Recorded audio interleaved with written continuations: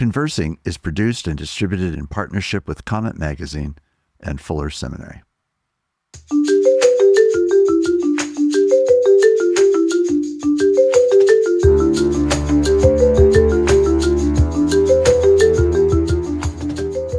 I'm Mark Labberton. Welcome to Conversing.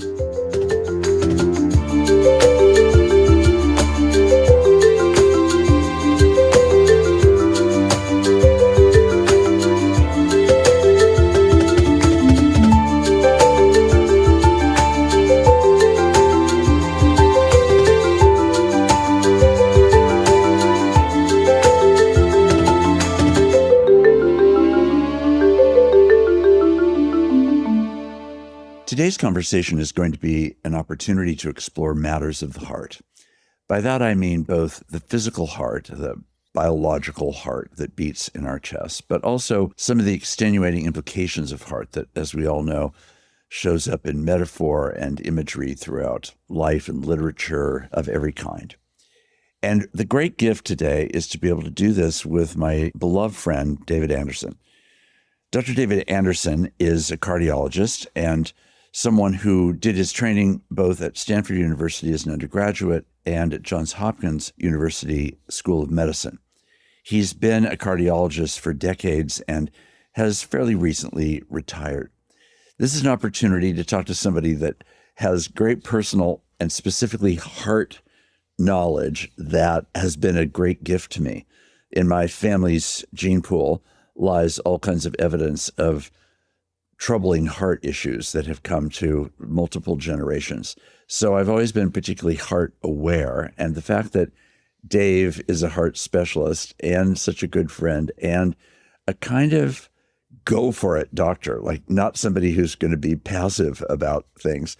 I carried in my wallet for many years a card that said, under any medical emergency, contact my wife, but secondly, contact David Anderson, because whether this has to do with the heart or whether it has to do with something else, I want Dave on the case.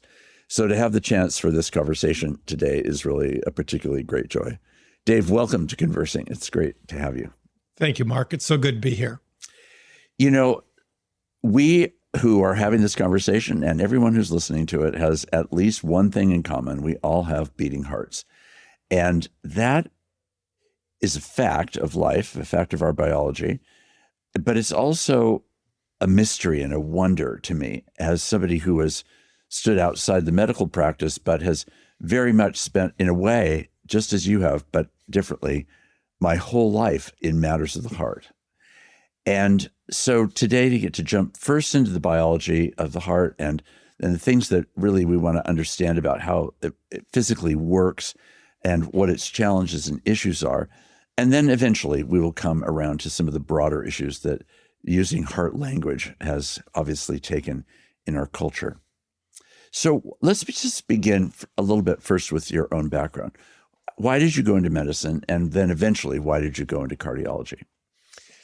Well, Mark, in looking back on my career, which has been very rewarding and has allowed me to do many, many different things, it was really providential that I got into medicine. I didn't plan on it when I went to Stanford. My roommate was a pre-med, and I thought, well, maybe I should start there. I can always spin off, and I ended up pre-med, and I'm sad to say I never really questioned that adequately as I should, but in God's hands, I did okay, got into medical school. And then again, providentially, I took an elective early on doing autopsies, happened to do an autopsy on a high schooler who died in the parking lot, had a known heart condition, was cared for by one of the major cardiologists at Johns Hopkins.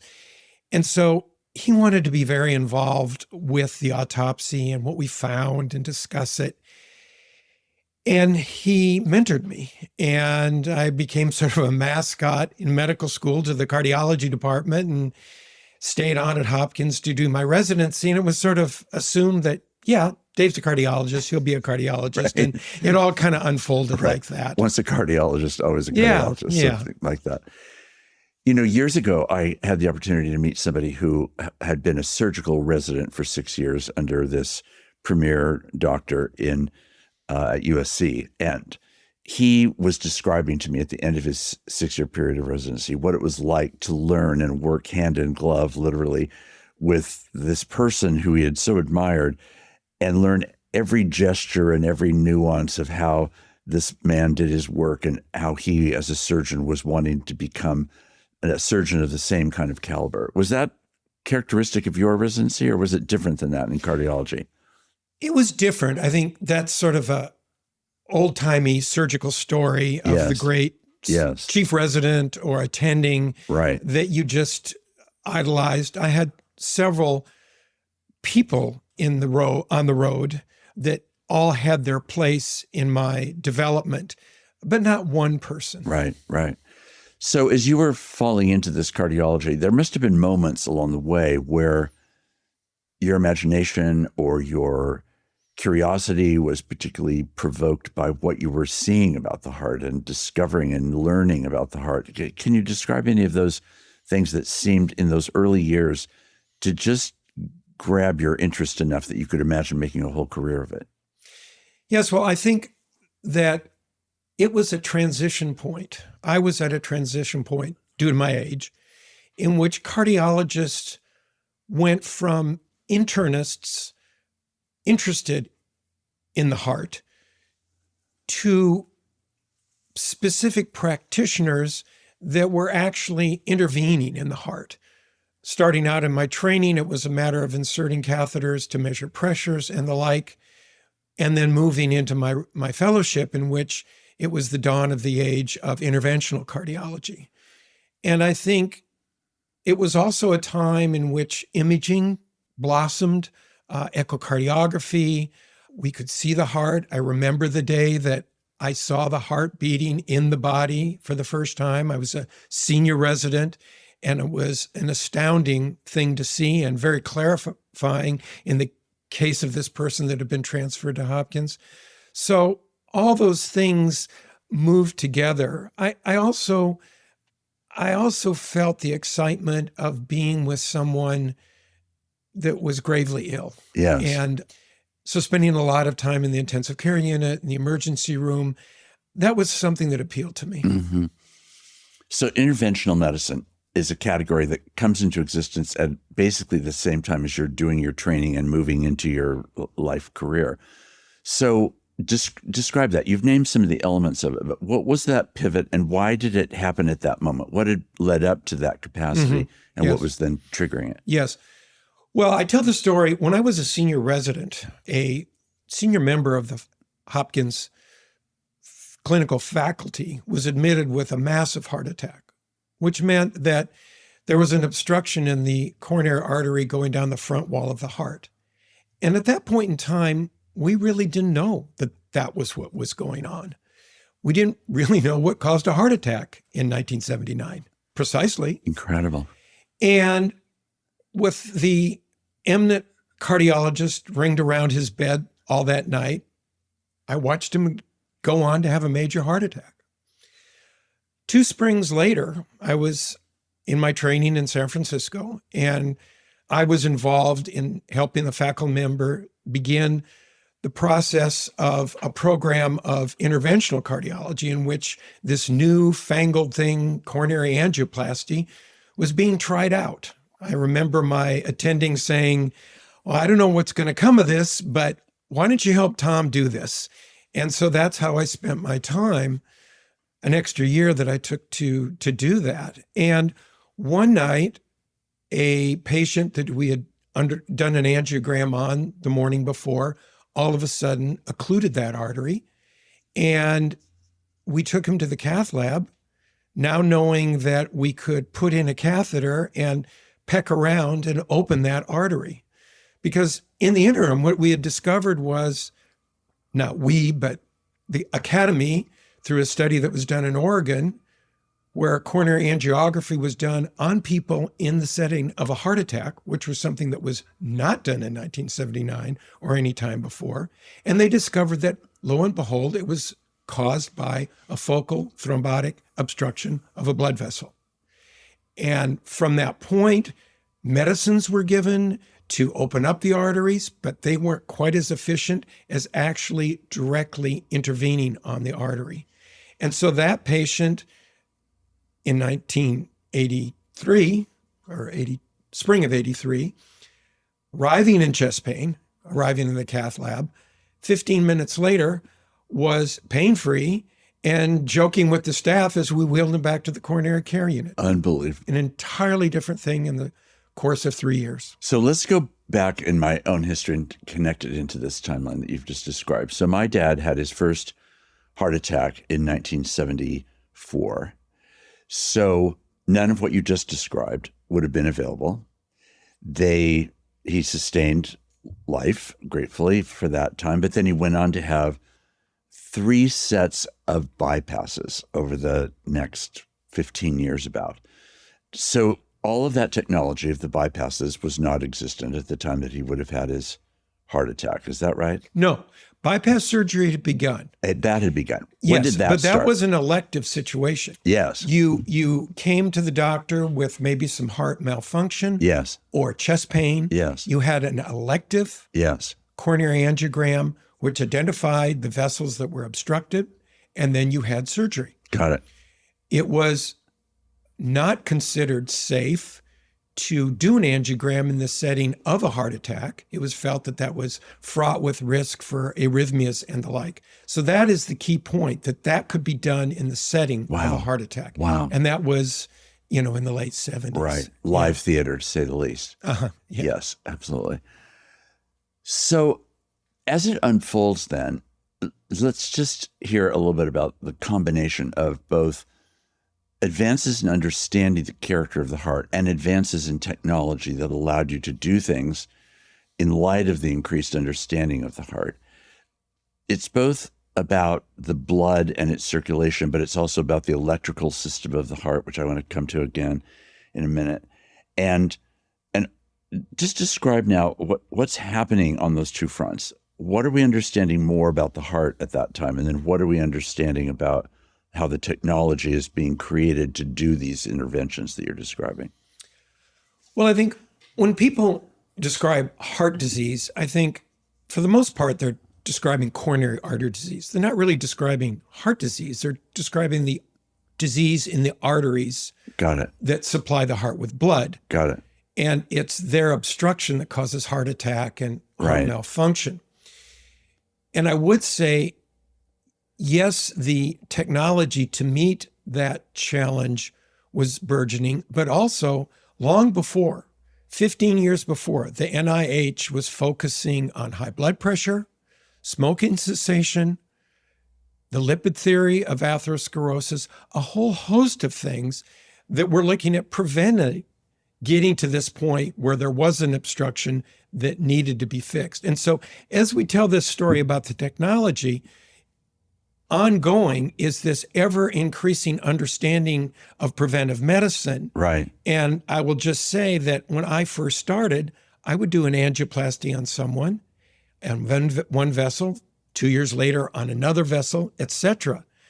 By the time I got mid-career, when people were now really not smoking anymore and taking care of their cholesterol and their blood pressure, and we had the medicines to do that, often I would fix somebody's artery and we'd never have to deal with another thing again. So that's an important aspect to this. Wow. So there's artery disease, and then there is actual disease of the muscle itself, either caused by insufficient blood supply or caused by diseases of the muscle itself. And when I first began in cardiology, if your heart was damaged, imagining that the heart could actually improve its function was like imagining someone could grow back a new arm. We had no understanding of the plasticity of the heart. And with the proper understanding of why it was malfunctioning, it could actually return to almost near normal function. That's something that began probably 25 years ago and has become more and more a part of the joys of cardiology and seeing people improve and stabilize. Wow. Now, how is all that related to one of the great curiosities of the heart, which is that while some animals have heart tissue that will regenerate. There's nothing that's particularly regenerative about the heart tissue itself. And therefore this kind of plasticity exists, but not this regenerative capacity. So, we could think of other organs of the body, the liver as an example, which could in a way regenerate its tissue. But what makes the heart so, not only is it the primary vital organ of the body, but it's also one that isn't going to self-regenerate. So the work that you're discovering about the plasticity of the heart, how does that become apparent in a way that would not have been apparent earlier? And does that relate to the matter of the tissue? Yes, yeah. What was discovered is that once a portion of the heart is damaged, that sets a cascade of reactions which are in themselves toxic and decrease whatever function is remaining. Right. And areas that were previously healthy and maybe not affected at all by the heart attack. Right. And what's going on here is the system was designed such that if you had a reduced cardiac output, that was because... That means your heart is just less functional, productive. Well, it means that you're not producing as much, you're not producing your normal 4 or 5 liters per minute, yes. or your body is demanding that. Right. But you can't deliver that. Got it. Unless you do some adaptations. Right. And those adaptations are the things that become maladaptive because the system was designed to counter a low cardiac output caused by dehydration, acute blood loss. It was designed that just to keep you going. Yes, right. For the 4 or 5 days in which you could restore your blood volume, find some water, yes. crawl into a cave, yes. make some blood. Right. It wasn't designed for a reduced cardiac output over weeks and months and years. Right. So those acute adaptive mechanisms, adrenaline primarily, in fact, caused damage to the heart. Right. And so made borderline areas become completely malfunctional and normal areas eventually malfunctional. Wow. And so it was discovered that if you blocked the effect of adrenaline on the heart through what's called beta blockers, the heart would recover. And it was a And when was miraculous. that discovered? About when? That was, well, people were thinking about this. Yes. The Scandinavians had some wonderful studies as far back as the 1980s. Right. And I can clearly remember when we first were applying this and seeing this in our patients and kind of running into my partner's office, which was next door, and say, this is incredible. This patient had an ejection fraction. We talk about ejection fraction. That means that at each cycle, that's how much blood within the chamber is ejected out to the body. Yes, right. That's about 50 to 60%. So I was talking about a patient that maybe had an ejection fraction of 35%, and now they're at 45%, which is totally compatible with a normal life. Wow. Very exciting. That must have been thrilling. It was. Right. Gosh. So let's just go over some basic statistics about the wonderment that I have, at least of the heart. That, as I understand it, correct me if I'm wrong, that most of the cells that we have that will develop into a full human heart begin to be apparent as early as like 5 or 6 weeks into gestation. Is that about right? I'm not a neonatologist, Yes, and right, I don't right. know exactly when the heartbeat occurs, but it is very early. Yes, right. And it is one of the earliest organ developments. Right. So then over an average lifetime, approximately how many times would the heart beat? Oh, let's just say on the average, you're beating 70 beats a minute. Right. And you're pumping about 70 cc's of blood with each cycle. So you're pumping about 4 to 6 liters of blood a minute. How much blood is in the body? About 4 to 6 liters. So you're exchanging or pumping your entire blood volume every minute.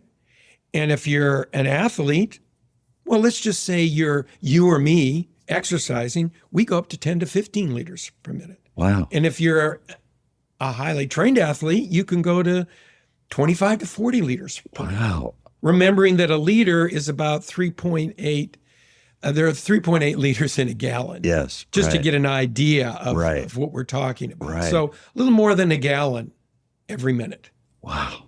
So and another thing that's been discovered is, yes, it's pumping, but its beautiful design is such that when it relaxes, it's sucking. So I had a physiology professor that was very denigrating of the heart. And to him, the heart was just carrying along the blood that it received from Got this it. wonderful system of veins and the system of returning the blood to Yes. the body. So he wasn't as He wasn't interested in impressed. the heart's systolic or pumping function. He was interested in its acceptance of the volume being handed to it. Got it. And in fact, that's been a whole other new and interesting aspect to understanding how the heart works. The function of the heart as it relaxes and accepts blood, and the malfunction of relaxation, which can cause as much problem as the pumping part. Wow. Of course, one of the distinctive things about the heart is, unlike other muscles, it doesn't have a time to rest. When it gets insufficient blood supply, it can't just say, whoa, I'm going to stop here. It asks you to slow down because it starts hurting, and maybe things will go back into balance, but it can't stop and preserve itself, retain its integrity. It goes on trying to beat, trying to produce blood, and therefore that's the damage that's ongoing in states of, say, a heart attack or Right. insufficient blood supply. Right. It's doing its best to handle the demand that's asked of it. I think I've read that in a normal lifetime, the heart would beat something like 2.5 billion times. Whether that's the actual number, I'm not really the expert. But in any case, we'll call it an extraordinary number of times, whatever the right number is. So to keep that ongoing work of the heart underway involves a lot of things in the heart itself and in the body. But one of the things that I think has also changed that is related to some of the stuff you've already said is really the electrical system of the heart. So can you just comment a bit on how the distinctive electrical system of the heart is both related to the brain and also distinct from the brain, if I'm crudely understanding that there's a debate that goes on about the relationship of the brain and the heart, but that the heart has, in a certain way, its own mind in its way of existing. Well, yeah, I don't think there's really a debate. I mean, I think that's part of the intrigue of the Yes. heart, that it is inside us, Right. but in some ways it's apart from us. Right. It's responding to environmental things that we're not really even aware of. Right. And the way it does this is that there is a center in the heart that accepts all sorts of information from the brain, but also hormonal information, adrenaline, these types of things, signals to slow it down.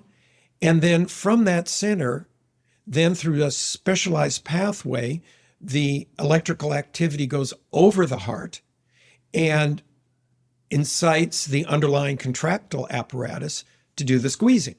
So it is responding to the environment apart from you. It is also generating all these beats without you thinking about it. And so that is obviously a very important aspect, because otherwise it would sit there doing nothing. Right. Which it's committed to not doing. Right. And in fact, when there's disease of this pacemaker, as we would call Yes. it, this center, your heart will gradually slow down. And if it ceases to function, in most cases, or a lot of cases, other centers lower down in the heart will say, whoa, I didn't get a signal here. I better start generating one myself. And so we do have people that ultimately are treated with a pacemaker who will come in with a very slow heart rate generated within the heart itself through its own intrinsic mechanism of beating. These are just among the things that I find the most extraordinary about the heart, because it's both kind of finest detail, and then it's relentlessness, its endurance, its resilience in the face of all of the things that life and the environment throw at it. And it's constantly adjusting. So how does the brain and the heart interact? How do those two things come together? There are direct connections, so that states of anxiety can make your heart beat faster, but it isn't left to consciousness. Mm-hmm. Right. The body's smarter than that. Right. It doesn't want to be flitting about too fast or going too slow. It's not going to rely on you for the appropriate heart rate. Thank you very much. Yes. Yeah. It has its own sense of what you need. Right. And therefore provides according to that need. So these are some of the reasons, I think, why the heart also begins to have, even with greater and greater scientific understanding, so that your ability to just say what you just said can be acknowledged. And it names, it seems to me, anatomically, biologically, physically, whatever the right sets of words are, it points to what makes the heart such an intriguing part of our life system, right? And even though science may have only in recent centuries, let's say, or even decades, been able to, in a refined way, describe what you just said, it's also the case that there's something about the body's knowledge of that, it seems to me, that exists, which is partly why we can comfortably go to sleep, for example. I mean, it's partly the mystery of the autonomic system in general, but there's something about the heart, because we do feel it in our bodies, which we don't feel other organs on the whole. We certainly don't feel it in an activity-oriented way. We might have pains in various parts of the body, of course, but that sense of the relentless beat and presence of the heart monitoring us, keeping us, protecting us. This is where it starts, I think, slide into that intuition that has been true across history and across cultures and across religion, across geography, across every strata of society, this sense that the heart is really a physical organ that has metaphysical implications, or this is the way that we've lived with it across religions again and around the world.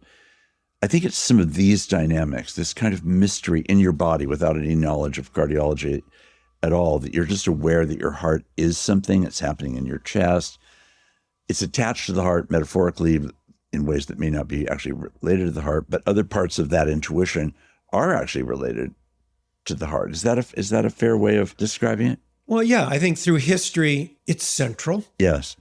But it's alive. Yes. In a way that certainly the ancients were well aware of. Right. They didn't understand the circulatory system. Right. But they understood that it was moving. Right. And it was felt that that was where the warmth of the body was generated. Right. And I think that even the most primitive person, when they have a skipped heartbeat, right, it gets their attention, So I think the heart gets our attention in the way that other organs do not. Right. And I think it's this sense of detachment of the heart from us, but yet its centrality that has led people to posit the soul or the will or the passions, right, or almost anything that you would think was the real you. Yes. The inner you, that's where it is. Right. It's in the heart. That's where God wants to write his laws on. Yes. And Jeremiah is aware of his heart pounding and beating as God's telling him what's going to happen to Israel. Right. He describes that, the walls of my heart clanging in. Yes. Yes. I think there's that awareness of what's going on. Right, right. It's such a powerful thing that throughout religious traditions, and specifically in this context, throughout the Christian religion, both Old and New Testaments alike, the heart is so frequently referred to. And it is, when it's referred to as something that is primary, just in the way you've beautifully described. And And in that context, it's also the place where good and difficulty resides. It's not just the best of ourselves, it's the everything of ourselves. So right. And, God hardened Pharaoh's heart. yes, right. What's that about? Yes, what is that about? And likewise, when Jesus says that it's not what comes out of our lips that matters, but much more of what comes out of the heart that actually matters. And that those kind of dynamics are the things that make us both hypersensitive about our own selves, right? There's something about that I think helps develop self-consciousness even, that I am self-conscious partly because I feel an animating organ doing its work and I'm experiencing it throughout my body, its implications and the implications of my own actions and the environment that I may be in.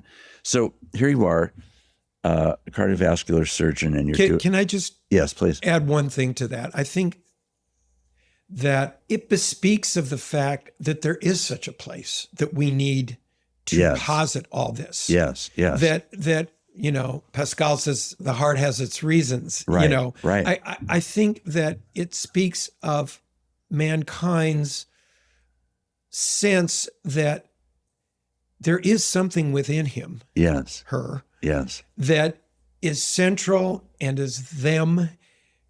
Call it a soul, call it what you want, but it's something. And I need I need a place to put this. yes, right, right. So it's the heart. Right. Maybe now it's the mind. I don't know. But it begs the question, is there something more to us Right. that we constantly need to have such a place Right, to call the home right, of this thing that is us? right, right.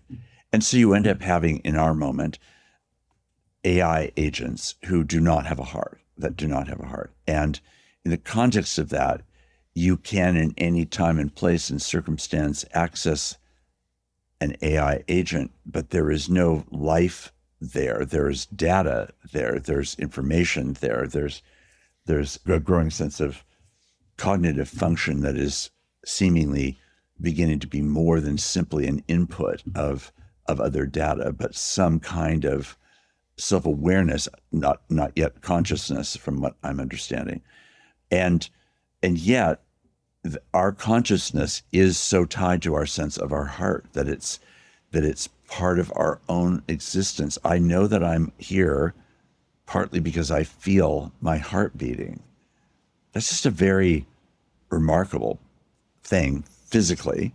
But then it's also remarkable because the place that you're trying to describe, that place that we know we have within us, is something that my heart is not your heart, that I never think I could rely on your heart. I could depend on your heart functioning if my heart is in trouble. Thanks for being a cardiovascular surgeon to rescue my heart. But I could never borrow your heart. I could benefit from your heart, but I can't exchange it in that way. Here I'm bracketing out heart transplants, which is not what I'm specifically referring to. I'm just meaning that we can give one another a great deal, and we can give one another even this metaphorical heart, but we can't do it anatomically.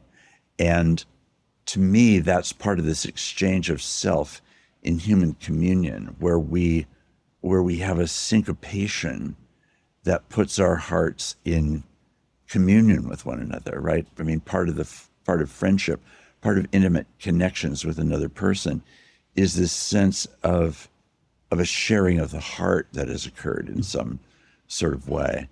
And I just wonder, as a cardiovascular specialist, I'm just wondering, you're literally touching this organ, and you know that its implications are so much more than physical, but you're actually working on the physical character of it.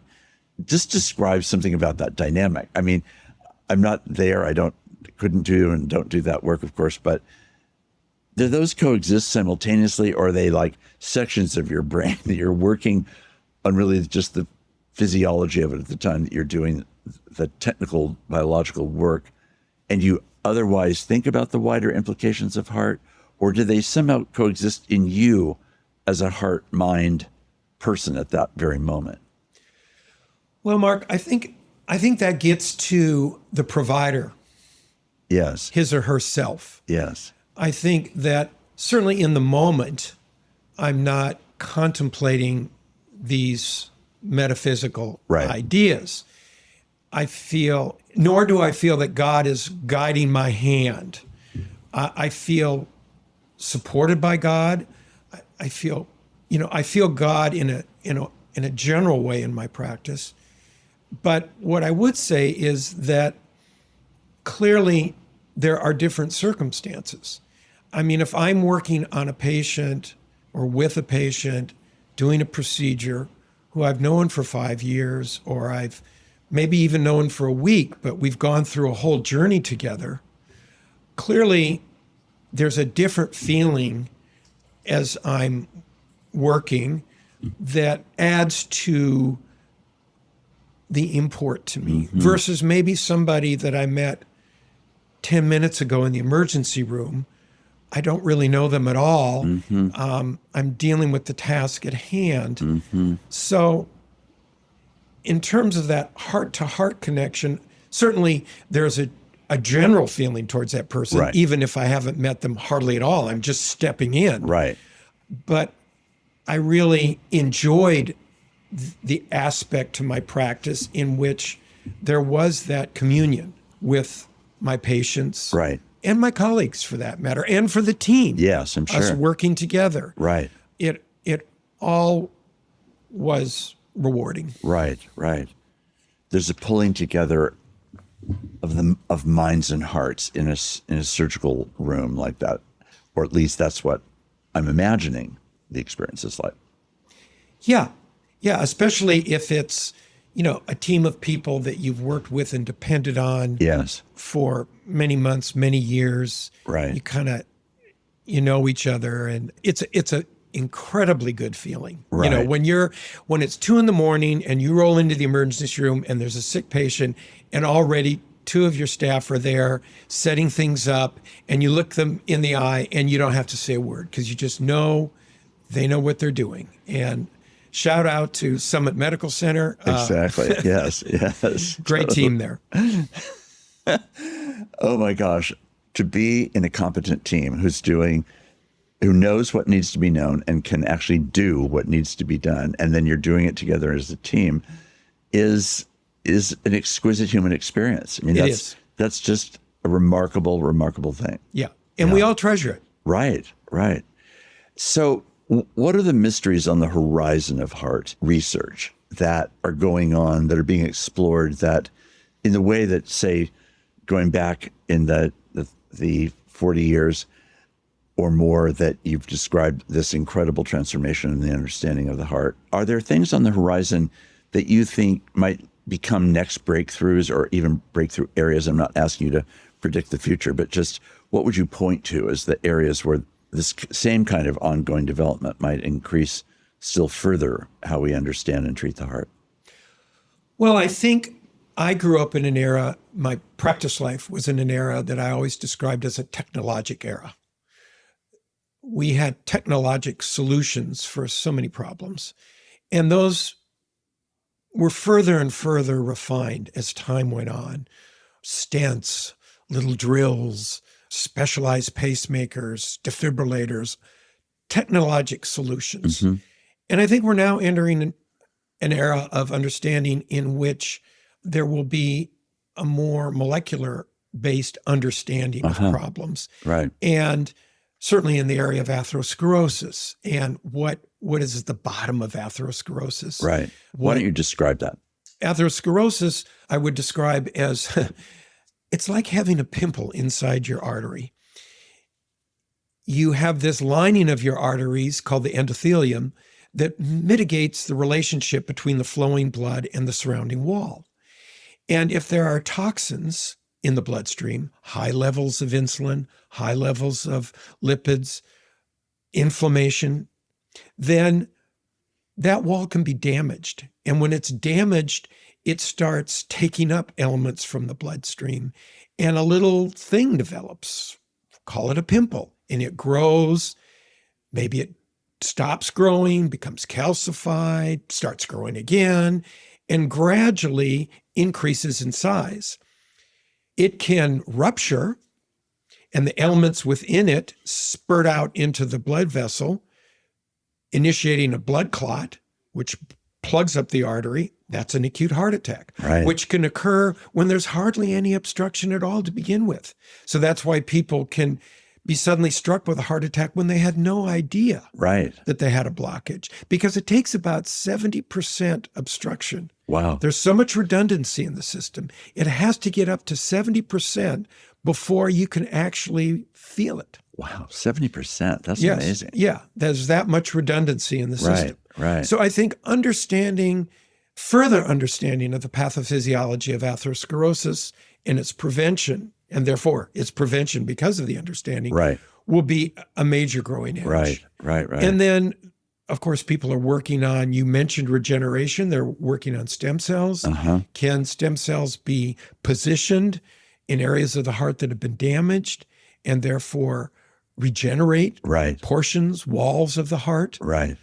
Can we understand what happens in cardiomyopathies when the whole muscle becomes sick and not functional? What's the actual pathophysiology of that? I think these are all areas, again, molecular biology kind of areas that will be as in oncology, will be the aha moments going forward. Right. It is amazing to me to see the speed that you've described during this technological period that your practice has grown and developed over the decades. And this molecular work, how does it tie into what's also being done in molecular work around DNA in general? Can you comment on that? Well, I think it's understanding a subset of heart diseases that are genetically based. Yes. And understanding what the precise problem is. Yes. Mutation, if you will. Right. But also just understanding how it all works. Right. And applying counters Yes. to when it's not working properly. Right. So one of the phrases that has sometimes been used in the 20th century, I think, and still gets referred to sometimes in the 21st, is this sense that we have a ghost inside the machine.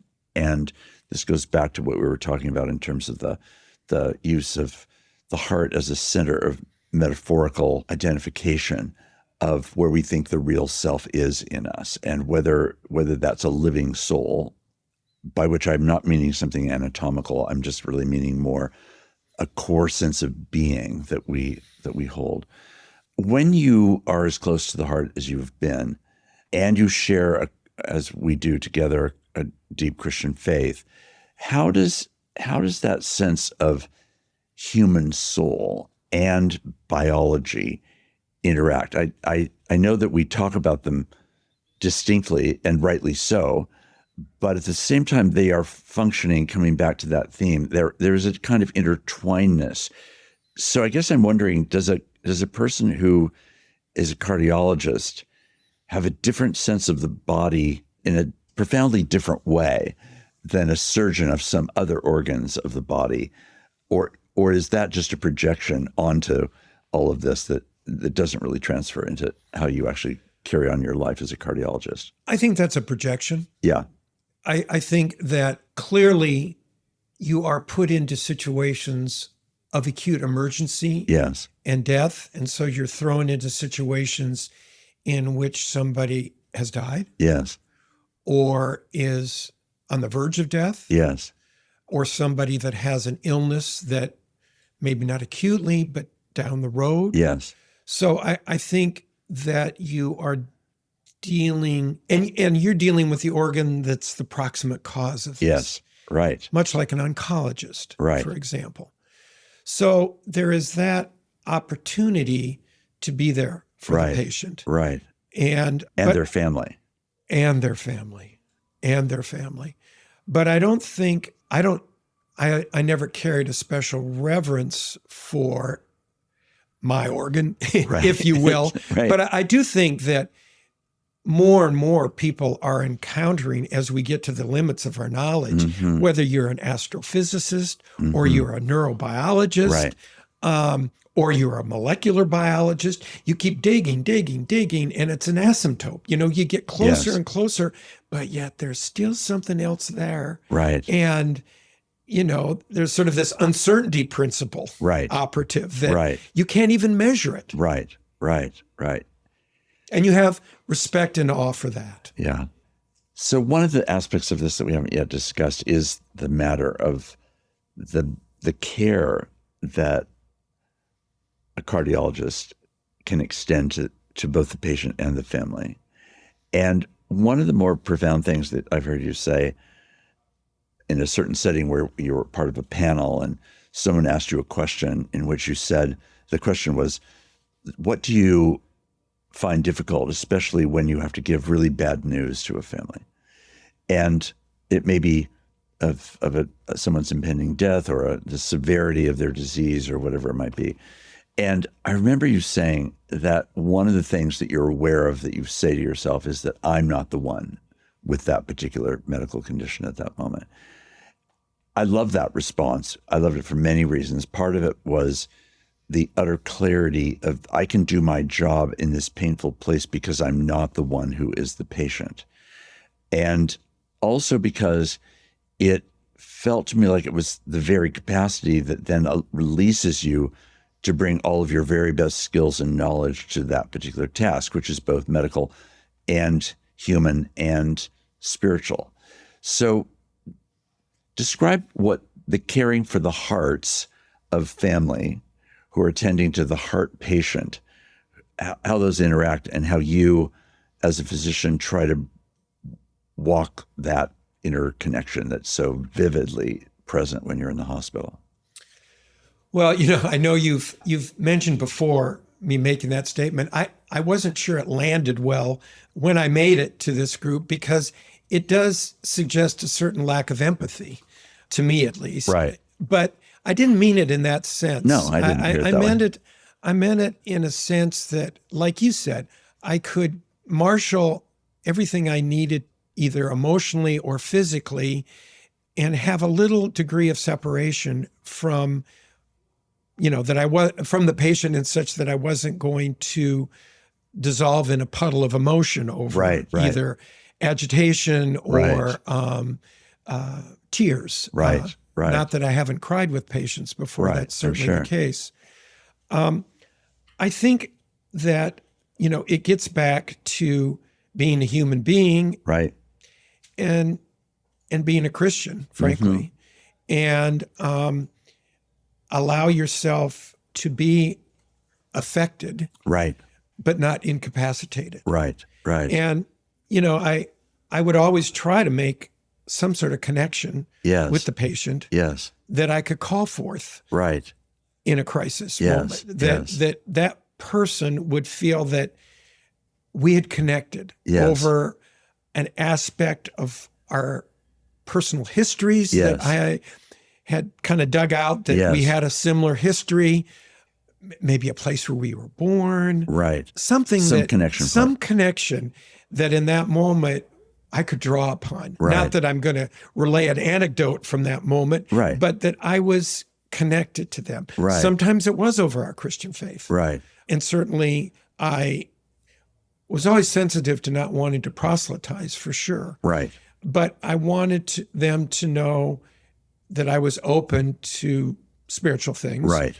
And that if it did happen in these probes, I did find out that they were a believer or a person interested in spiritual things. Certainly that gave me license to call upon that. Right. Yeah. I just know that having been as a pastor, as well as in my own personal story, present in so many moments when doctors are delivering really difficult news, that the way that is delivered is so central to the capacity of the family to receive even the hardest news, right? I mean, most people are prepared for hard news in life, not just so that they like the hard news that comes, but everyone gradually becomes familiar with the fact that life involves hard news. So if the news is hard, you want to know it because you don't want to be left in a mystery. But I've certainly been in rooms and I have received sometimes a complete absence of that connection. It's just like they're announcing an equation. They walk into the room and say, X equals Y. Glad I could stop by. And they walk out of the room. There's just no human connection. But when the person with the knowledge and the presence and the actual contact with the body, and in this case, the heart, comes out into a waiting room where family are anticipating some kind of news and can actually enter that space as a human being and as a doctor and as a compassionate person. And if it's so, as a Christian, with Christian people, that can be an extraordinarily powerful life-changing moments happen in those sometimes maybe only 5 or 10 minute exchanges, but they live with people for the rest of their lives. I remember exactly when that doctor walked into our room and said these things that was part of the healing process, even in anticipation of what might be the eventual death of the person that we're talking about, right? It can still be a healing element. That to me is another way of talking about matters of the heart that takes, you want the biology and you want the full range of human being to be brought to it as well. Well, Mark, I'm glad you brought that up, because I really, at any opportunity, like to get out the message that medicine is a noble profession. Yes. And I think that it allows a person to really be a human being. Yes. In a way that other professions, wonderful as they are, right, just don't allow you. Right. Within 5 minutes, somebody is telling you something that they've never told anybody else. Right. And I think as young people consider what kind of a career they want, and you hear things about how medicine's practiced now and it's yes, not Marcus Welby, and yes, that is not true. It right, might be a little more difficult, but you can still have that kind of impact. You right, can still make that kind of time. You can still be you. Right. And so I think it's very much worth considering in all the health professions. Right. My wife is an echocardiography technician, right, and she would elicit wonderful things from the patients and care for them during the tests that she was giving. Right. So on a lighter note, I would say that sometimes it's very funny. Patients that I have known for years and years, they would come in maybe with their son or something, and they would say, well, Dr. Anderson, I remember when you said this, and they would come out with a statement that I would never have made in a million years. It's just not something that was part of my vocabulary. Like, you said I'd be dead in 3 years, and look at me now, and I just know I never said that, in that way. But that is part of the family lore. And maybe there's a cousin standing behind, right, and they're all nodding their head like, in the family, Dr. Anderson said he'd be dead in 3 years, and now it's 10 years later, That happened more than once. Yes, yes. Well, as a pastor, I've had plenty of people tell me back things that I apparently said that I don't recognize either. So I do have some empathy for that.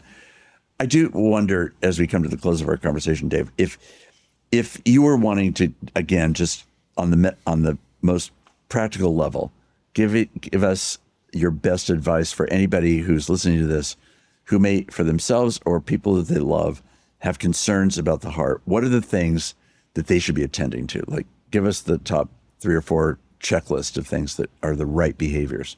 First of all, know yourself. That is, it's not a time to be fatalistic because your father had a heart attack in his 50s or your brother just had a heart attack. It's a time to be proactive. Right. Make sure that you have regular checks of your cholesterol. Make sure that your doctor is providing guideline-directed therapy such that your cholesterol level, your blood pressure level are appropriate. Try to maintain an appropriate body weight so you don't get into diabetes, because diabetes is a very difficult thing to manage, even in this day and age. So I would say those were the big things. And then if you have any kind of, if you're of an age where you could be having heart disease, maybe you've had a long history of high cholesterol and it's been on and off on therapy, and you begin to notice a pain when you're exercising someplace between your chin and your belly button, And it's oppressive kind of pain, and it maybe has some shortness of breath with it. And importantly, it's occurring doing something that, gee, last week you did without any problem like that. Right. And let's say that happens 2 days in a row. Yes. That's a time to call the doctor and say, Yeah. what is this? Yeah. Should we evaluate this? Right. Right. Don't spend months trying to figure it out for yourself. Right. Right. Well, I'm so grateful that you're my friend. I'm so grateful that you're a cardiologist. I'm so grateful for the years of attention that you've given to my heart and to getting me to other specialists as well. So far, I haven't had any acute moments, but I'm definitely attentive to the possibility because of the history of our family. And I just want to say thank you again for all of those things and for the patients that you've served, the patients you've been able to save, the farewells that you've had to also endure, and for the work that medicine brings to the world, which I think both you and I, in this particular moment in history in America, would want to underscore. The importance of science, and the science that you've described today is just a very, very important part of why that's so evidently true. Thank you for the conversation and for the discoveries that I continue to make about what the heart is really about. Mark, thank you so much. It's been an incredible honor to be across from you talking like this. Of course, we've had many such conversations in a social mode, but this is a great honor for me.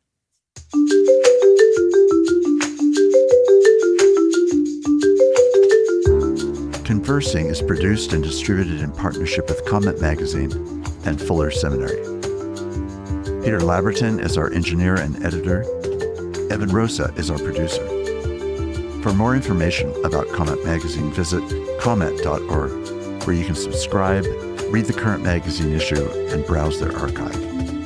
Fuller Seminary is an evangelical, multi-denominational graduate institution committed to providing indispensable formational education for diverse Christian leaders everywhere. For information, visit fuller.edu. I'm your host, Mark Labberton. Thanks for listening with me.